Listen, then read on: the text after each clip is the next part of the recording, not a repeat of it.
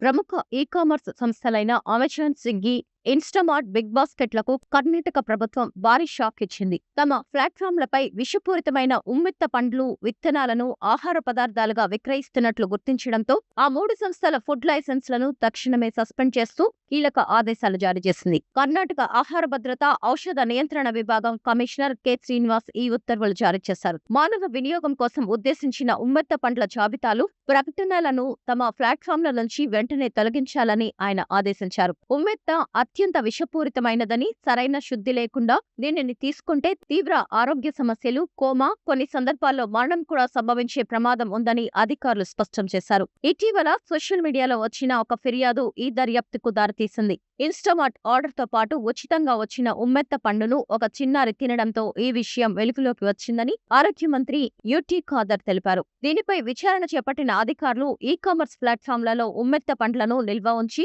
కొన్ని చోట్ల ఎఫ్ఎస్ఎఫ్ఏఐ లైసెన్స్ నంబర్లతో పాటు అమ్మకానికి పెట్టడాన్ని గుర్తించారు. విచారణ సందర్భంగా అమెజాన్ ఎటువంటి సమాధానం సమర్పించలేదు. తాము తీసుకున్న చర్యలపై పత్రాలు సమర్పించేందుకు స్విగ్గీ, ఇన్‌స్టామార్ట్ అదనపు సమయం కోరింది. బిగ్ బాస్కెట్ మాత్రం ఆన్లైన్లో అమ్మకాలు నిలిపివేశామని, ఇకపై మానవ వినియోగానికి కాదు అని లేబుల్ను మారుస్తామని తెలిపింది. అయితే ఈ సంస్థల వివరణలతో ఏమాత్రం సంతృప్తి చెందని అధికారులు ఆహార పదార్థంగా ఉమ్మెత్తను నిల్వ చేయడం లేదా విక్రయించడం చట్టవిరుద్ధమని తేల్చి చెప్పారు. సంస్థలు నిబంధనలకు అనుగుణంగా నడుచుకున్నట్లు నివేదికలు సమర్పించి తదుపరి విచారణ జరిగే వరకు ఈ సస్పెన్షన్ అమల్లో ఉంటుందని అధికారులు స్పష్టం చేశారు. ఆహార భద్రత ప్రమాణాల చట్టం 2006 ప్రకారం తదుపరి చర్యలు తీసుకునే అవకాశం ఉందని హెచ్చరించారు. ఈ సంస్థలకు సరుకు సరఫరా చేస్తున్న విక్రేతల లైసెన్స్లను కూడా సస్పెండ్ చేస్తున్నట్లు ప్రకటించారు.